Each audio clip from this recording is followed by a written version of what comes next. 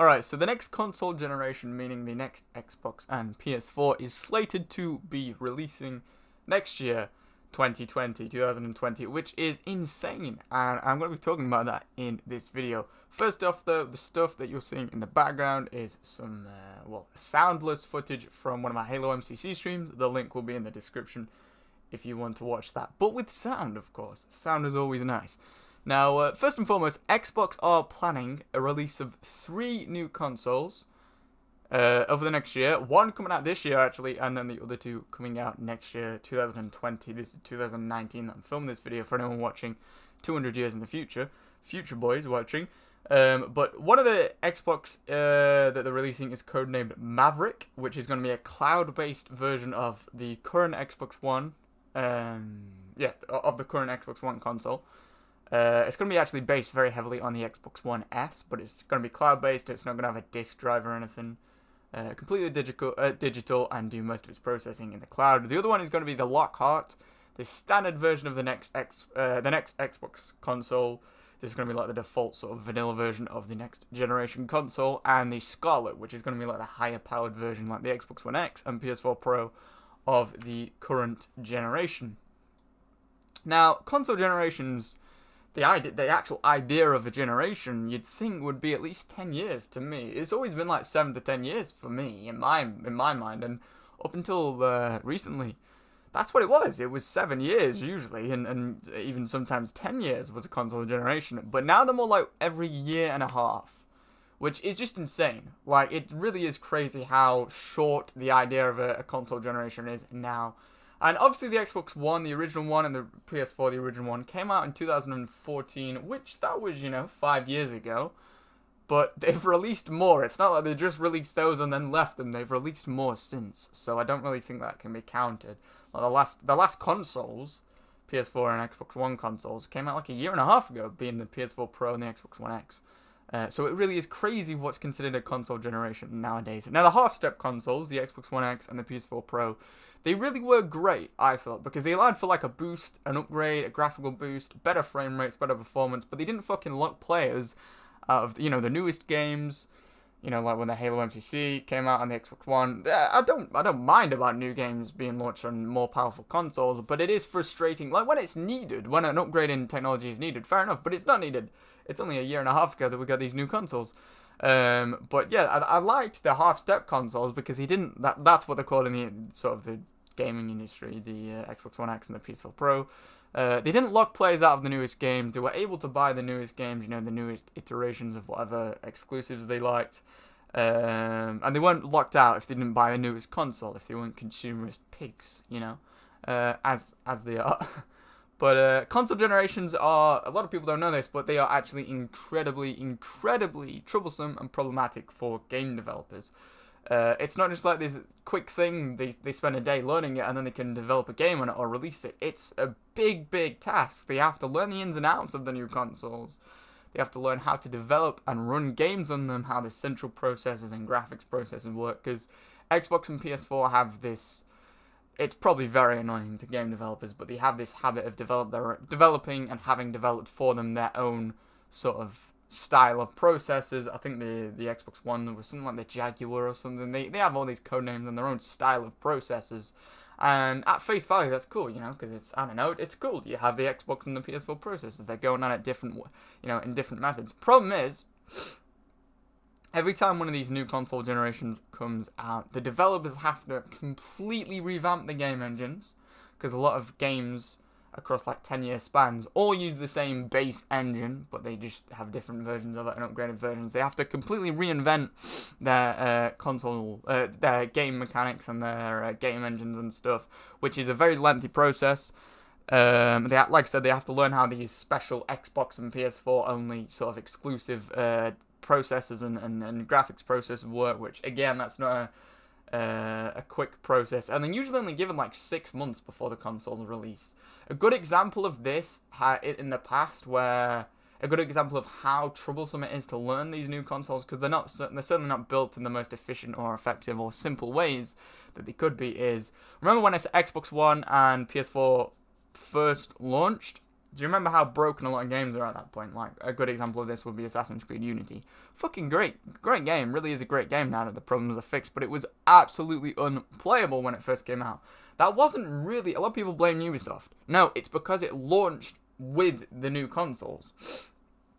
It was one of the lineups. It was one of the games in the lineup of the new consoles, and that's why it was so flawed and so glitched, because this was the first time that Ubisoft had hands-on with the new consoles and the way that the new consoles worked. And they were given, I don't know exactly how much, but they were probably given about 5 or 6 months, which is not enough time to do. This was like the biggest Assassin's Creed ever made at the time. Really, really ambitious project.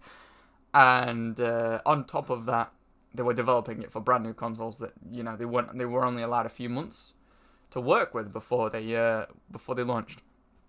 So what I'm saying is, it is not a simple or quick process, and really the console generations really just fuck up the development of games in general. Like, if it was all just like PCs, let's say PC gaming was the only aspect of gaming, we would literally all be playing at like 16K, 500 frames per second, all in VR.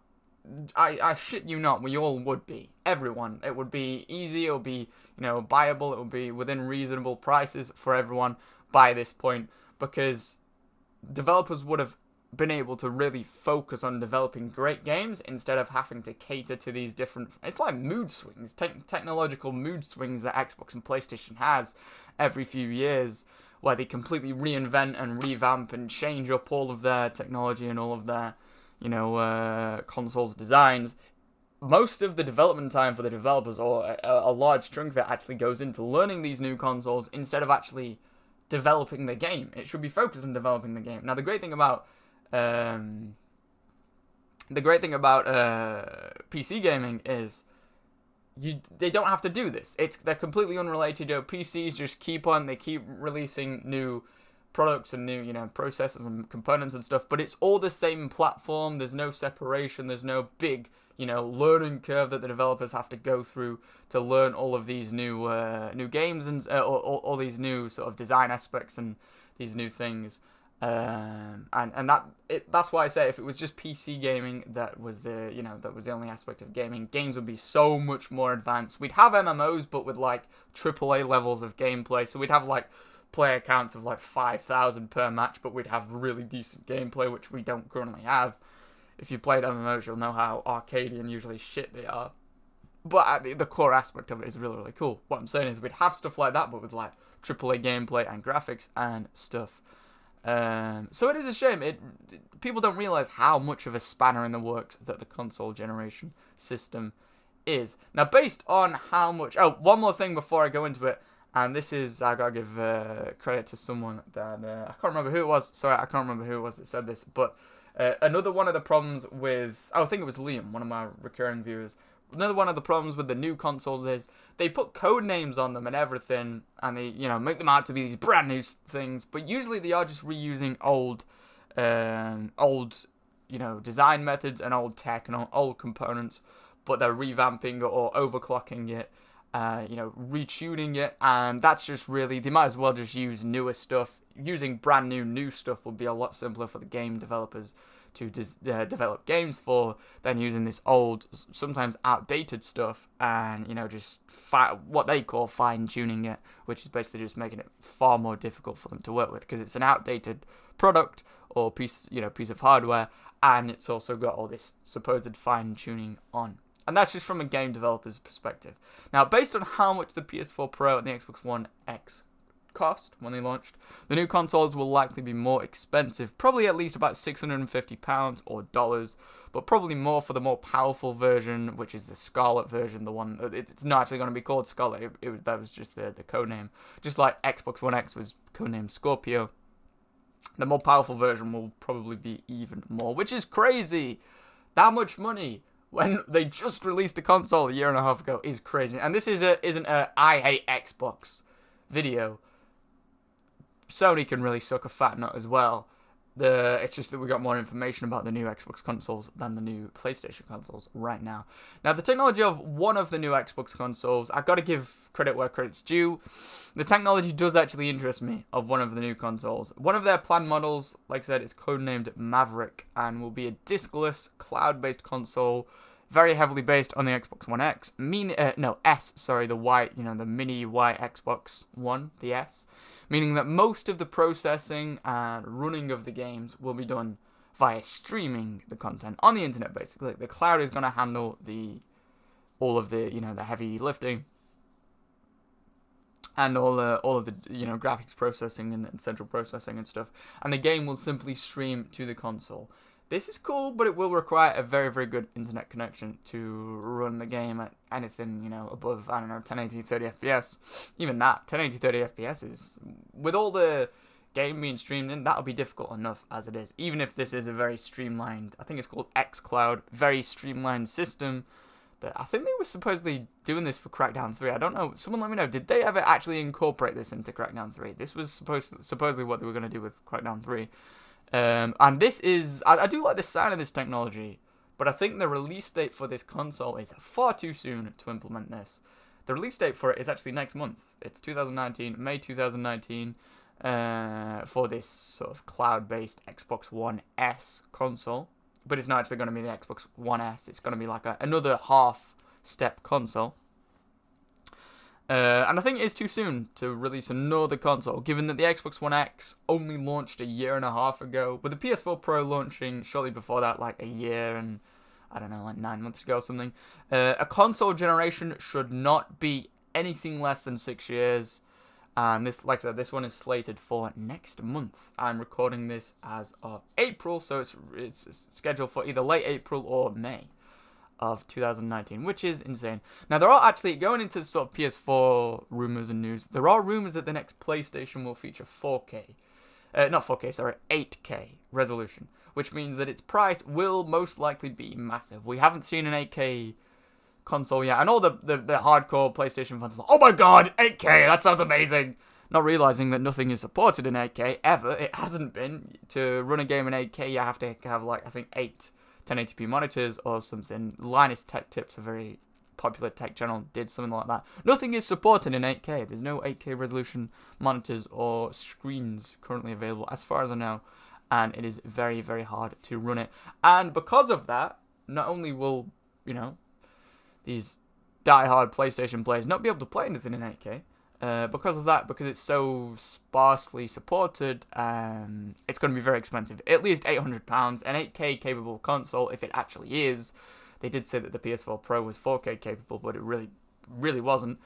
If it is actually 8K supported, then it will be at least £800. For that price, just get a good computer. Jesus, just get it.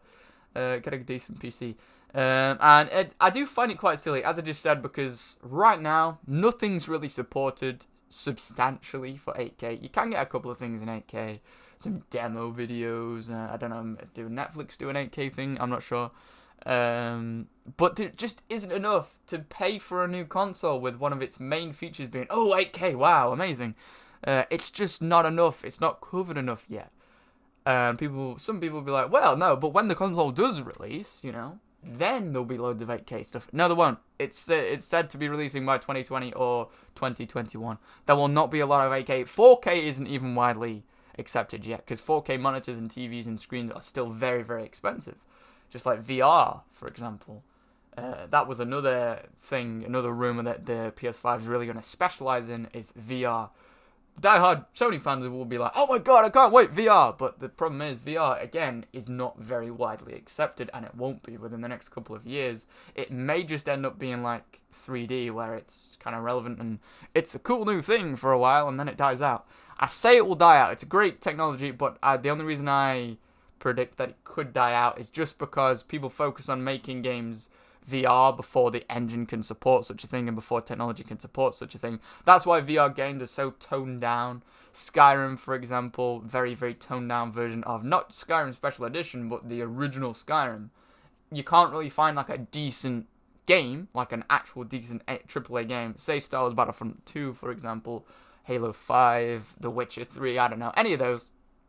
None of those are really supported in VR form at all, just because console technology hasn't caught up yet. Like I said, if it was just PC gaming, if PC gaming was the only way that people gamed, it would be so much more simple for developers, and by now developers would have been able to develop full AAA awesome experiences for all these RPGs and open world games and massively multiplayer online shooters and stuff, maybe like PlanetSide or Battlefield 5 or whatever, but also be able to, run that in VR and give the full experience, not just like a toned down mobile game-ified version of it, which is what most VR supported games are nowadays. Most of them, not all.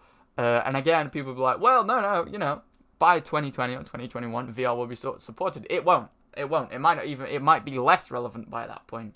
Because like I said, because of the constraints of consoles, especially because of the constraints of consoles, but also some other things as well, but mostly because of the constraints of consoles and console generations. The designers and developers of games focus more on just making it VR compatible, not without actually giving the full experience, not focusing on what they give in the game, more just making sure that one part of the game is somewhat supported on it.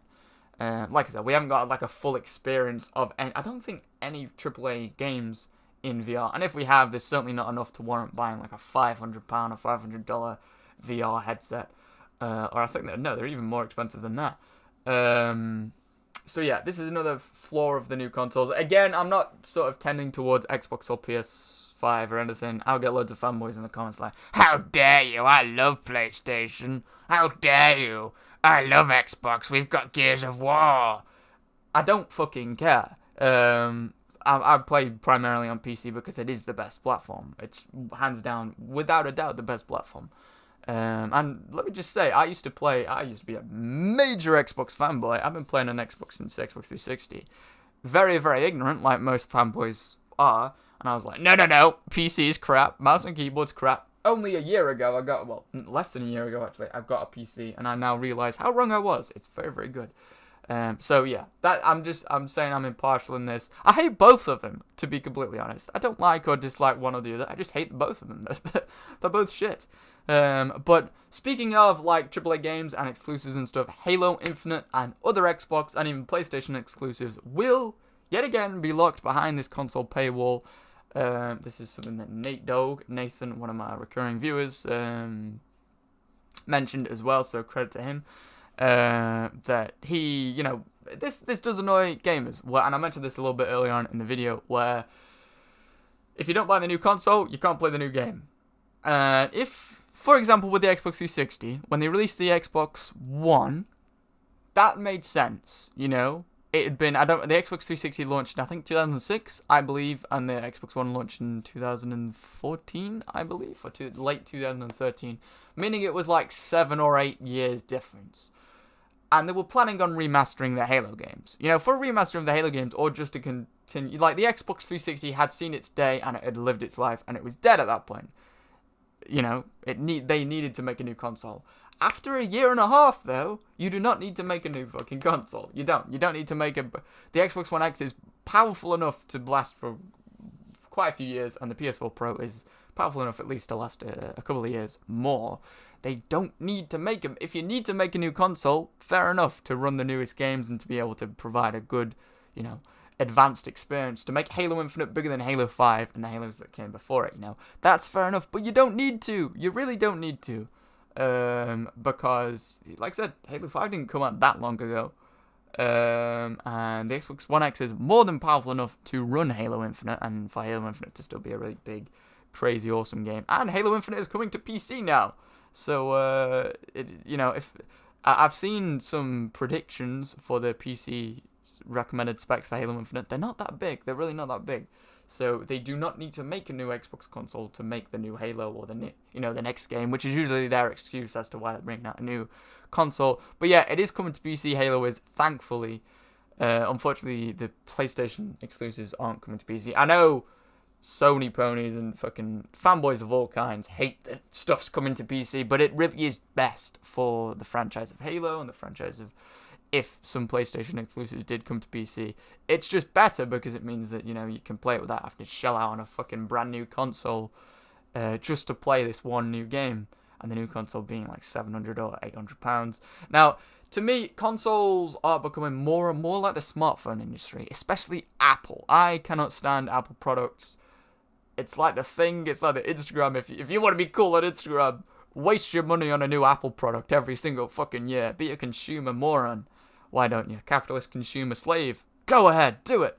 But Apple especially, and I do not like Apple, so this is a diss track to Apple. Fuck you, Apple. You're terrible. Where they needlessly upgrade the existing product every year or every few years. Now, my girlfriend recently, few of you guys know of her. Lauren recently bought a new iPad, and it's this. I promise this links to what I'm saying. But she recently bought a new iPad, and this new iPad, well, I think it was like a 2014 one, maybe 2013.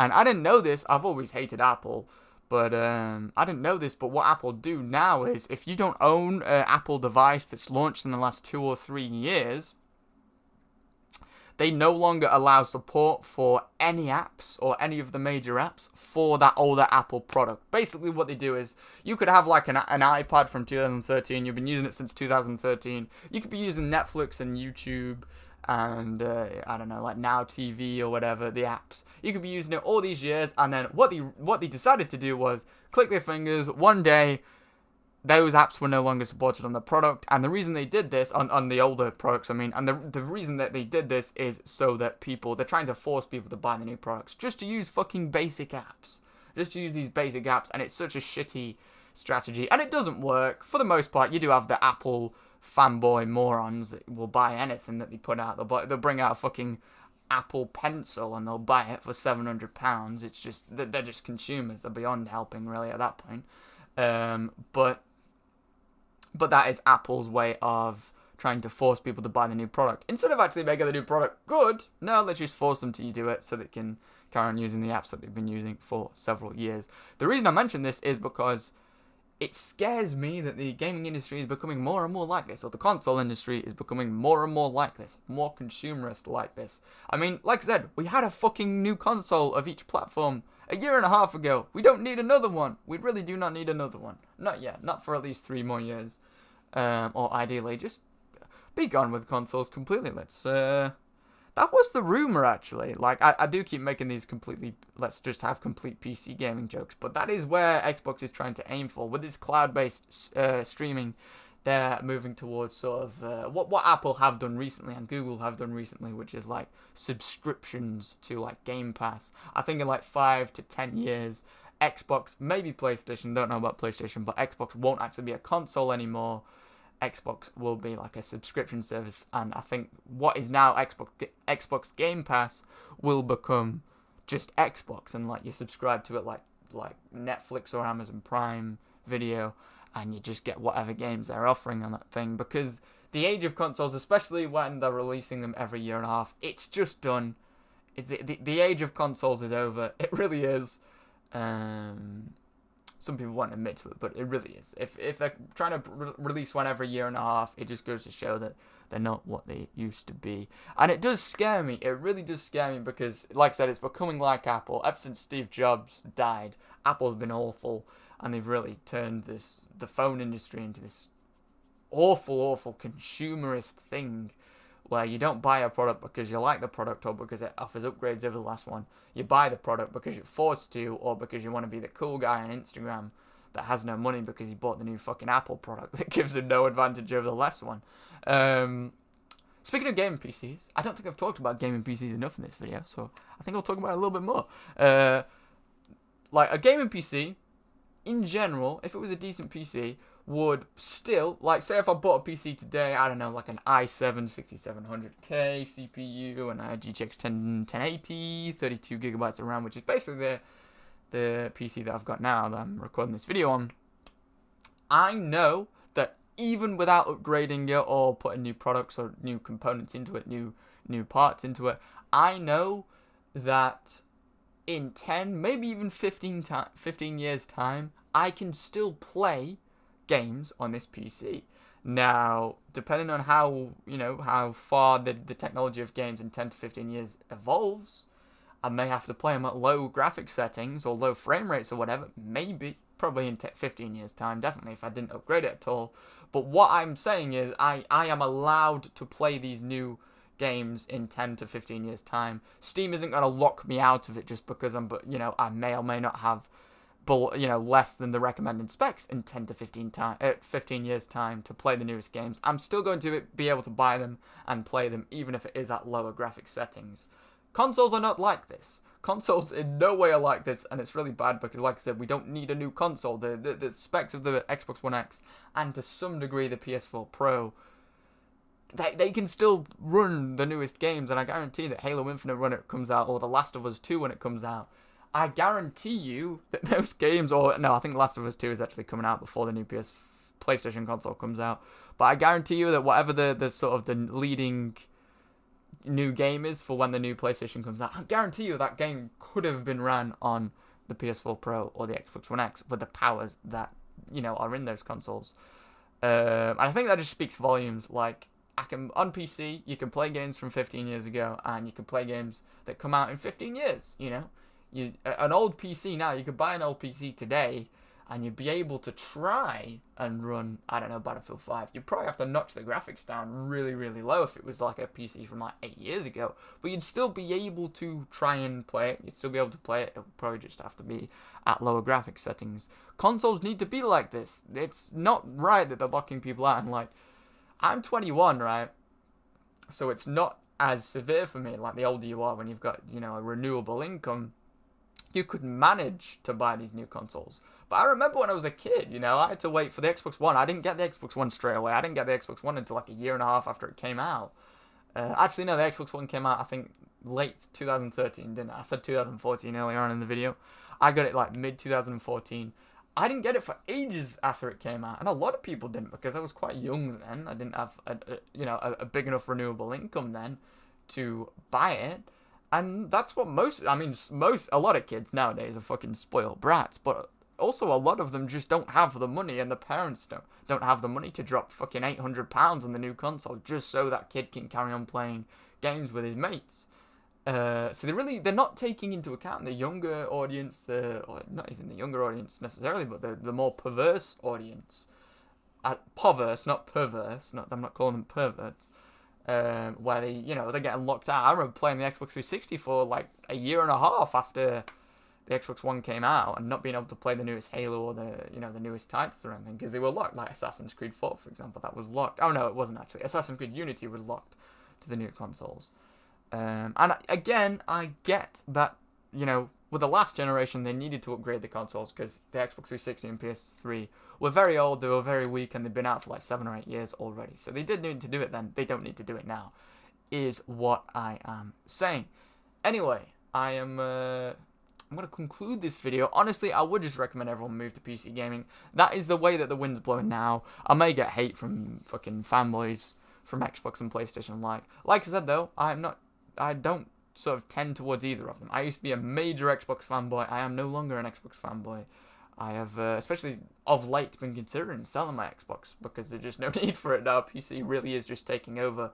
I used to be a very, very heavy Xbox fanboy, so believe me when I say it, I'm impartial now with the consoles. And I would just recommend everyone go to PC gaming. People will get triggered and annoyed when I say that, but the reality of it is you're going to get fucked over by Sony and Xbox over this next generation.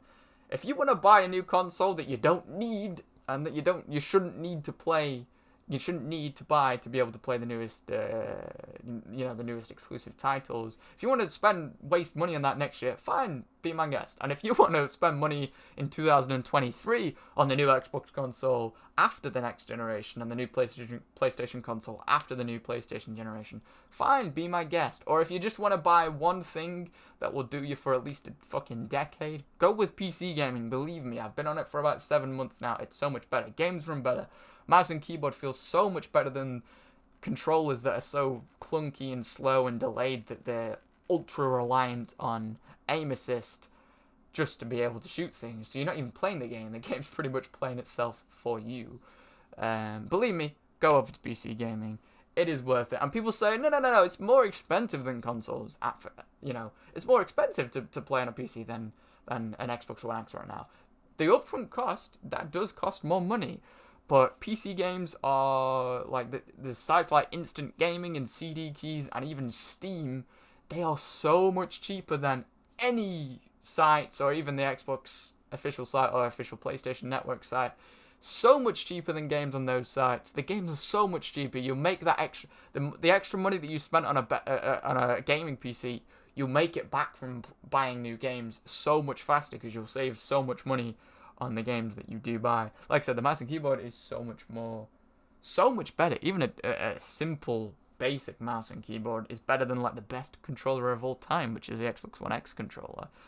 And just more intuitive, and it just feels like you're playing the game instead of the game's playing itself for you, which is honestly how I feel about controllers now since I moved over to mouse and keyboard. They're so reliant on aim assist, there's no point you even playing the game because the game via aim assist is just playing itself.